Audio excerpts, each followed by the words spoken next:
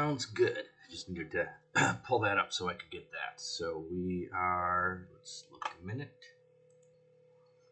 Job 9 and 10 today. And we just did Romans 9 and 10. And there were some interesting aspects in Romans 9 and 10. You know what? Let's go back.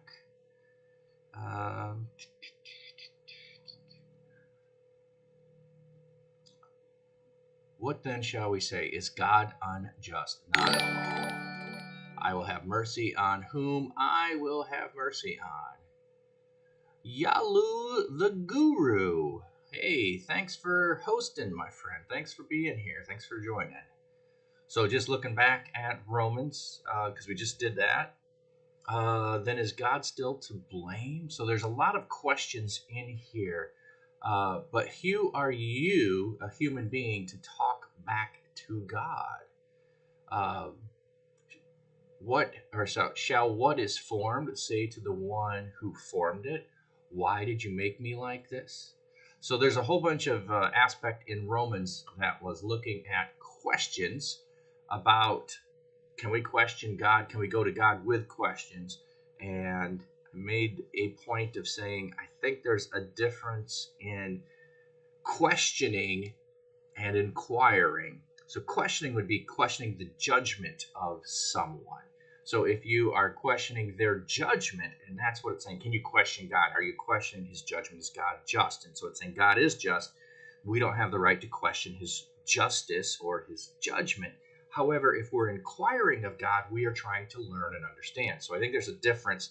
We use it, and this is where English fails at times, to make distinctions, and we have to know context in order to understand some of those different distinctions. So anyway, now that being said, let's jump into Job 9. Then Job replied. So Job has been conversing with his friends. They've been accusing him of he did something wrong. That's why all the awful things that have happened to him have happened. It's his own fault that they've happened. So, indeed, I know that this is true. But how can mere mortals prove their innocence before God? That's a great question. Except, we don't need to prove our innocence because God would already know our innocence. So, different thought, but a good question to ask someone who's saying you did it wrong. Though they wished to dispute with him, they could not answer him one time out of 1,000. His wisdom is profound. His power is vast.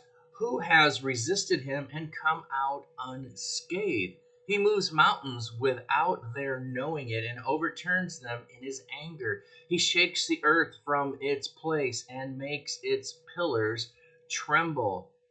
He speaks to the sun, and it does not shine. He seals off the light of the stars. He alone stretches out the heavens and treads on the waves of the sea. He is the maker of the Bear and Orion, the Pleiades, and the constellations of the south. He forms wonders that cannot be fathomed, miracles that cannot be counted. When he passes me, I cannot see him.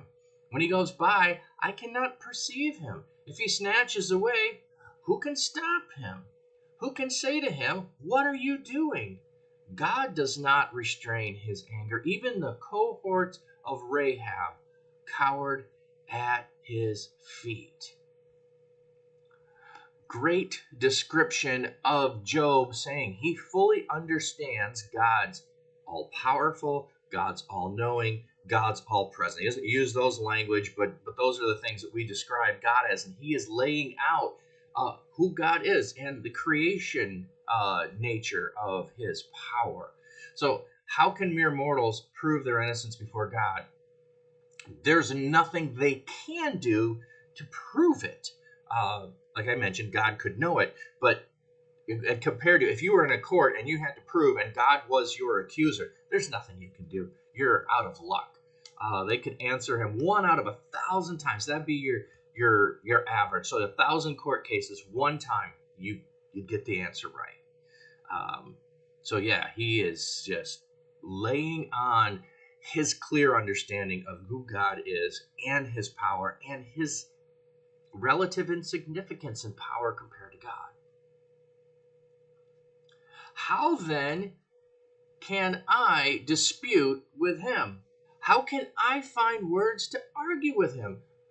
Though I were innocent, I could not answer him. I can only plead with my judge for mercy. So Job is saying, I know I'm innocent. Even if I am, I can't prove my innocence. I can't argue my innocence. I have nothing adequate to plead my case, even if and even though I know I am innocent. That's not relevant. All I can do is plead for God's mercy. What a great thought. All we can do for God is ask for mercy. Even if I summoned him and he responded, I do not believe he would give me a hearing. He would crush me with a storm and multiply my wounds for no reason. He would not let me catch my breath. He would overwhelm me with misery. If it is a matter of strength, he is mighty. And if it is a matter of justice, who can challenge him? Even if I were innocent, my mouth would condemn me. If I were blameless, I would pronounce me guilty. Or it would pronounce me guilty. Okay, so this may be one of the reasons why some people come to the conclusion that Job sinned in his questioning and his argumentation, because he even says it himself. My bringing up my innocence actually points to my guilt. That's what he's saying. He says, even if I were innocent, my mouth would condemn me. Speaking in my own defense is going to bring up sin that I haven't done yet. But so this would kind of be like what we've maybe seen in recent, and I don't care what your political persuasion is, that we've seen in cases where someone is investigated by the FBI for various political things that might be happening within their party or within their job or whatever else. And what they were investigating is proved to be wrong. However, what they get convicted of is lying to the FBI or lying to Congress. So they didn't actually do anything wrong, but in the investigation process, in the defense process, they end up being guilty of a crime that wasn't what they were investigated for. So that's kind of that same kind of notion he's saying is, in my whole defense of this, I'm going to probably commit a sin that's not the reason I'm actually condemned in the first place, or these are things that are happening. My hearing would just make it bad. This is a good reason why every time you have the chance, this is my opinion, this is not legal advice, plead the fifth. Never take the stand in your own defense. Just don't. I'm going to say don't do it. Even before that, when they read you your rights, shut up. Just my opinion. Job is a good advisor here in that regard, I'll say. So he then continues, although I am blameless, I have no concern for myself. I despise my own life. Hey, Pastor Brock, coming in with the braid, ukulele worship. Good to see you here. We're in Job, and so Job is making a defense. Good to see you, Brock. Hope all is well with you. It sounds like you've got the girls home today. Have fun. Enjoy that. Hey, Marin Reno, good to see you. I am running through Job. So we are in Job 9, and Job is making a case, his defense. So the first of his accusers, friends, who's pointing the finger at him and saying, you've done it.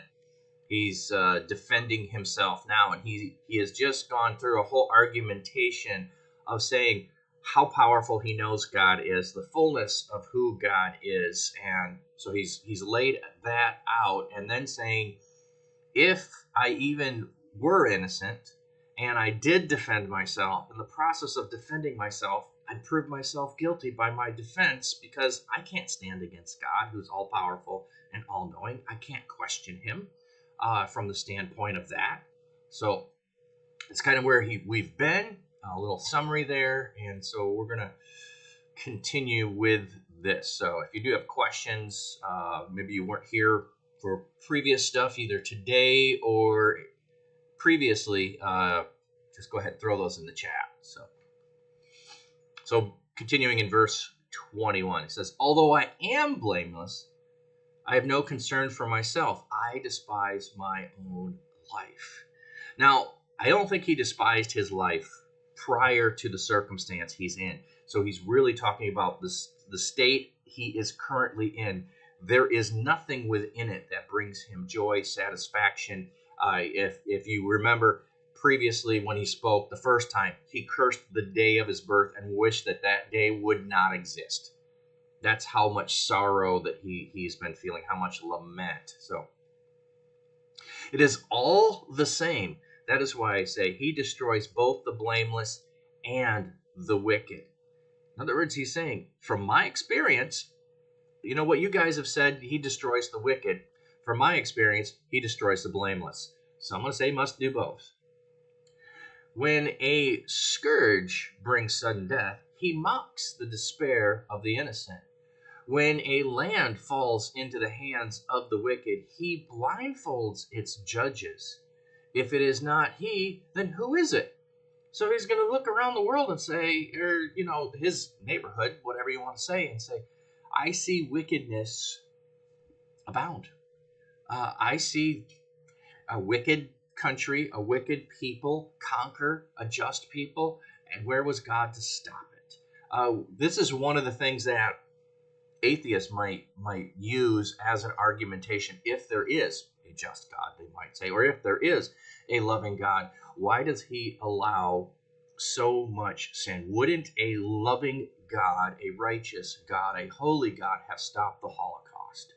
And it's like, this is a false argument. It's a straw man argument, because what you're doing is you're looking at an answer or a circumstance and saying that the conclusion is this, and they don't have to be connected at all. It's like me looking out my window right now and saying there's snow out there.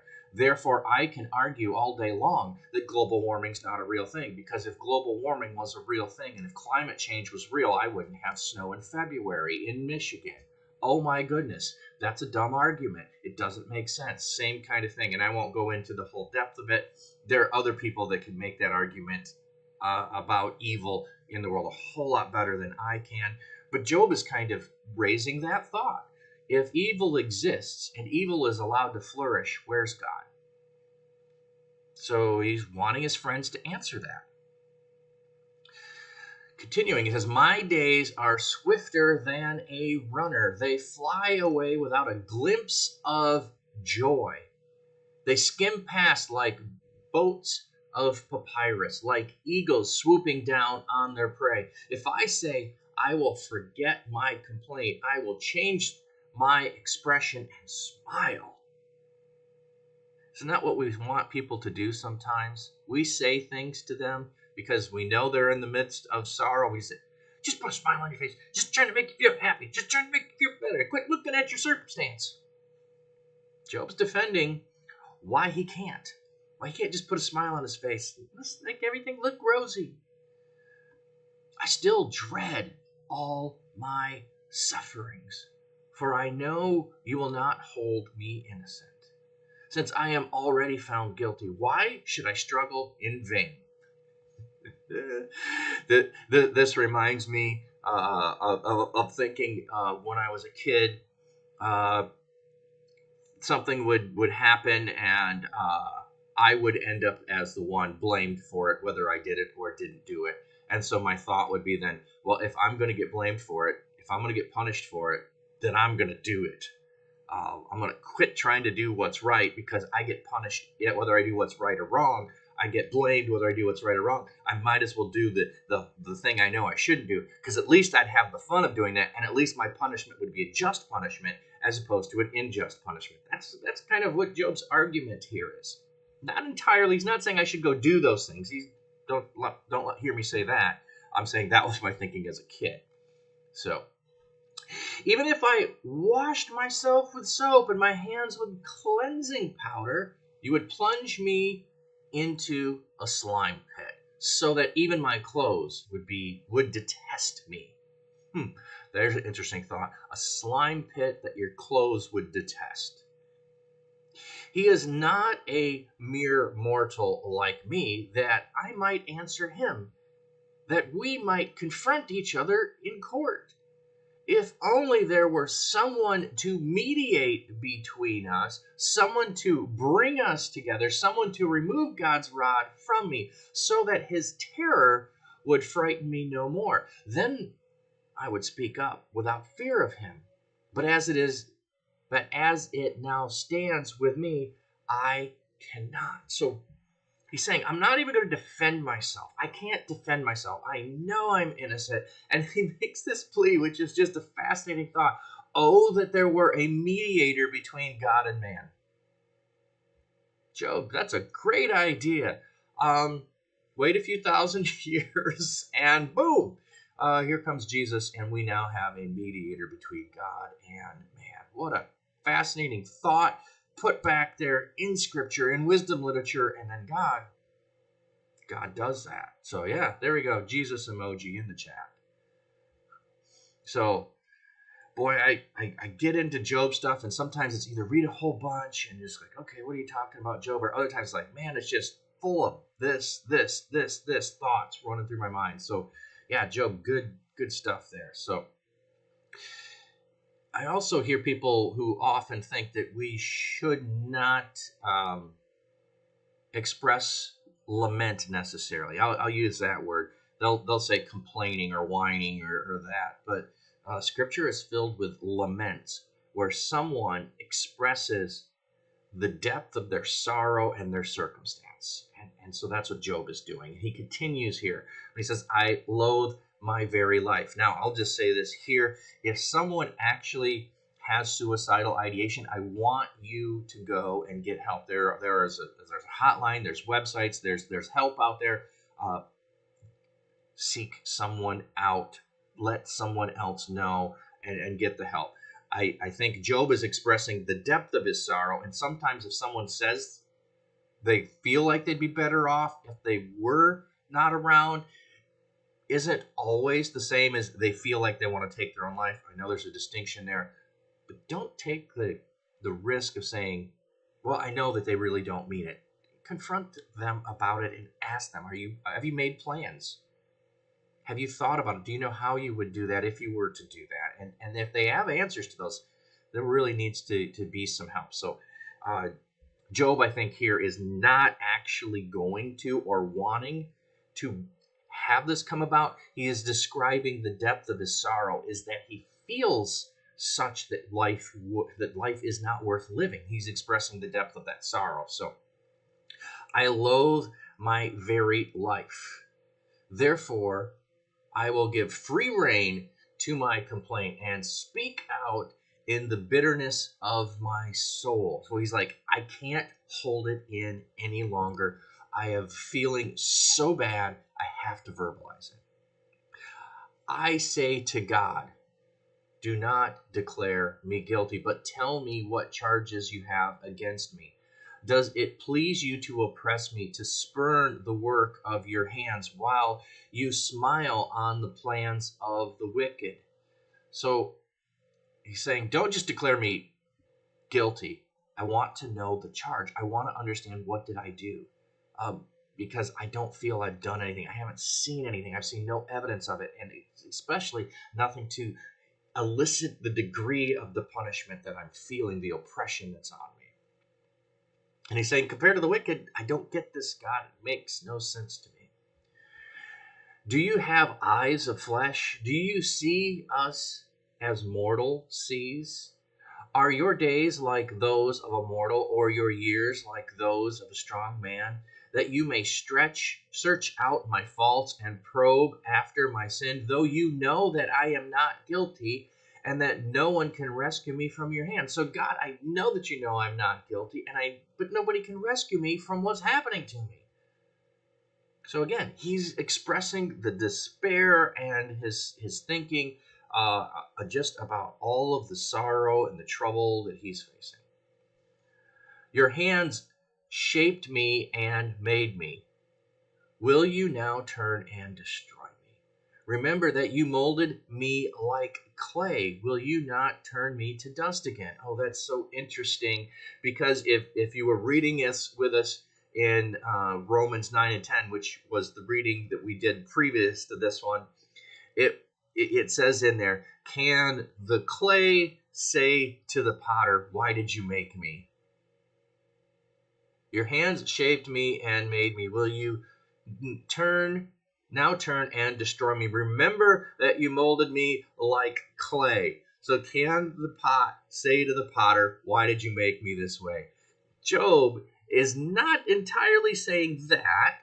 He is saying, you made me, and now the circumstance I find myself in should be under your control, and it shouldn't be the circumstance I'm in. So nuance there, but yeah, I think there is a fine line there, be saying, why did you make me? And more saying, you made me, and I was enjoying you having made me, and now I'm not enjoying anything. Are you going to turn me to dust again? I don't understand. I don't understand. Did you not pour me out like milk and curdle me like cheese, clothe me with skin and flesh, and knit me together with bone and sinews? You gave me life and showed me kindness, and in your providence watched over my spirit. So he's retelling his story and his relationship with God. This is what you've done. This is what my life had been. But this is what you concealed in your heart, and I know that this was in your mind. If I sinned, you would be watching me and would not let my offense go unpunished. If I am guilty, woe to me. Even if I am innocent, I cannot lift my head, for I am full of shame and drowned in my affliction. So he's saying, if I'm guilty, I'm in deep trouble. If I hold my head high, you stalk me like a lion. So if you were in Pastor Brock's, he was reading through humble yourself. So he's saying, if I have pride and arrogance, if I hold my head high, if I'm too arrogant, if I'm boastful, if I'm braggadocious, if I'm all that in a bag of chips, and that's how I treat other people, you stalk me like a lion. And again, display your awesome power against me. So I can't go in that direction, and I wasn't. You bring new witnesses against me and increase your anger toward me. Your forces come against me, wave upon wave. Again, so this is how he's describing what happened. The forces that came against him came wave upon wave upon wave. So if you remember back in Job 1, I think it was, or it was 2, early on, where it was the Chaldeans came and I alone was able to escape when this happened, when all of your goats were taken away. And the other caravans of them came again. I don't remember all the names of the group, just the Chaldeans. And the others came and they took away all your camels, and the others came and then there was a wind that came and it destroyed the house. And every time there's an I alone escaped to tell you, an I alone. So the wave upon wave is the wave of bad news and the wave of despair and the wave that he feels of all those emotions of, and I just can't imagine the repetition and the drumbeat of, and immediately another servant came and said, I alone was there, this is what happened. I alone was there, this is what happened. I alone was there, and this is what happened. And Job is like, can it get any worse? Can it get any worse? Can it get any worse? And it does, and it does, and it does. So that's what he's laying out here and saying, I can't imagine how much more this would have been worse had I sinned, and this would have been punishment. It couldn't have been. This is awful. Why then did you bring me out of the womb? Again, I want to point out, is this questioning God's judgment, or is this questioning to gain understanding? And if we looked up ahead, or previously when he said to God, where was that at? Yeah, he's asking questions about whether he has the right to complain, has the right to go before God. He is trying to, I can't remember where it was, he was asking a question that really seemed to look for understanding. Oh, that wasn't the verse, but thanks there. Yeah, Job 10:18. Why then did you bring me out of the womb? Yeah. I was looking for a verse further back where he was talking about his motive for asking. So sounds like every preteen when their parent embarrasses them. Yeah, it's really a cry for understanding, not an accusation. That was the point I wanted to make, and I thought one of the verses, and I pointed it out as we went through, that was it. I just don't remember where it was at. So, but why did you bring me out of my mother's womb? Isn't an accusation of God. You shouldn't have done that. I just don't get this. I thought I understood life up to this point, but the circumstance I'm in, I no longer understand the world around me, or I know who you are. I've got that understanding, but I don't understand how the world is running. I wish I had died before any eye saw me. If only I had never come into being, or had been carried straight from the womb to the grave. Are not my few days almost over? Turn away from me so I can have a moment's joy before I go to the place of no return, to the land of gloom and utter darkness, to the land of deepest night, of utter darkness and disorder, where even the light is like darkness. So he's just saying, I know I'm going to go out soon. Boy, wouldn't it be great to have just one last moment of something joyful before the end all happens. So he's questioning, what is the meaning of life? Why does he have life? He does describe and seem to understand fully the power of God, the justice of God, the understanding of God.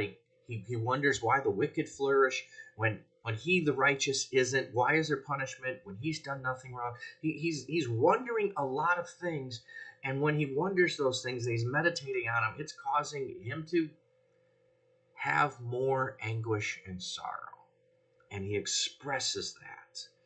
I'm just going to look a little foreshadowing ahead here. Yeah, then Zophar, the Naamite, replied. Yeah, I suspected after this that was going to be a reply. So we're not going to jump into that. But yeah, that's his friend's going to open his mouth and stick his foot in there and tell him, Job, you got it all wrong, buddy. You did something wrong.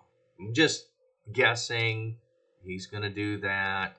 But we'll just leave it and come back to that when we read again next week in Job. So a lot of interesting connections, I thought, with Job and with Romans today. The whole potter and clay thing, and Job specifically doing the potter and the clay stuff, or being formed out of clay. Maybe not the potter, but formed out of clay and returning to dust. A Genesis reference. But yeah, so that's where we are for Job. That's it for today, and we're caught up. So again, if you're not watching this live and you watch these later, I apologize for those times when they're not out soon enough in the day when you want to watch them, or they're a day late, or those kinds of things.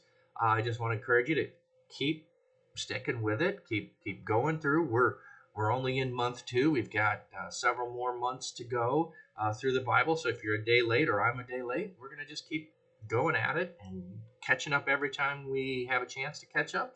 And just going to thank you for joining us for going through the Bible. Thanks everybody who came in with Pastor Brock in the raid.